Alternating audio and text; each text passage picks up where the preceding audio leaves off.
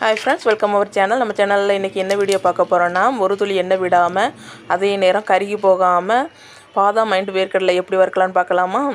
ஒரு பொரிக்கஞ்சட்டி அடுப்பில் வச்சுக்கோங்க. ஒரு கப் அளவுக்கு தூள் உப்பு சேர்த்துக்கோங்க. அது கட்டி விழுந்தாலும் நல்லா கை வச்சு அதை உடச்சி விட்டுக்கோங்க.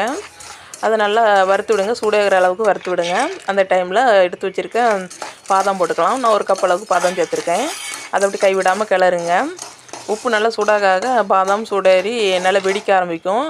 அந்த ஸ்டேஜில் உப்புலேருந்து தனியாக பிரித்து எடுத்துக்கோங்க. இதில் உப்பு டேஸ்ட் வருமானு கேட்டால் வராது. நல்லா மொறு நல்லாவே இருக்கும். அதே உப்பில் ஒரு கப் அளவுக்கு பச்சை வேர்க்கடலை எடுத்து வச்சுக்க அதையும் போட்டு நல்லா வறுத்துக்கலாம். அதுவுமே நல்லா தோல் உறிஞ்சி நல்லா சூடாகி தோல் உறிஞ்சி வரும். அந்த டைமில் நம்ம அதிலேருந்து தனியாக எடுத்துக்கலாம். ஆனால் அந்த வேர்க்கடலை லைட்டாக உப்பு டேஸ்ட் தெரியும். இப்போ பச்சை வேர்க்கடலைலாம் வறுக்கிறதுக்கு அந்த காலத்தில் கிராமப்புறங்கள்லாம் மணல் போட்டு வறுப்பாங்க. இப்போது சிட்டி சைட்லலாம் அந்த அப்படி மணல் போட்டு வறுக்க முடியாது. ஏன்னா கிடைக்கிறது ஃபுல்லாக அழுக்கு மணலாக இருக்கும். இல்லைன்னா சிமெண்ட் போட்டுறாங்க. அதனால் உப்பு போட்டு வறுத்து பாருங்கள், ஈஸியாக வறுக்கலாம். அடுத்த வீடியோவில் பார்க்கலாம்.